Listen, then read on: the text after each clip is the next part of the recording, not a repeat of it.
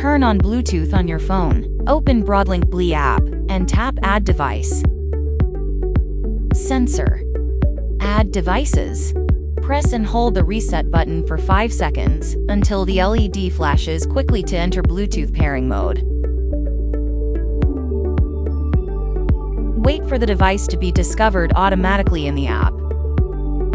Now you can go to the motion sensor page and view the history. Set delay time for occupation or trigger scenes when the sensor detects motion or no person. You can use the stickers to mount the motion sensor on flat walls.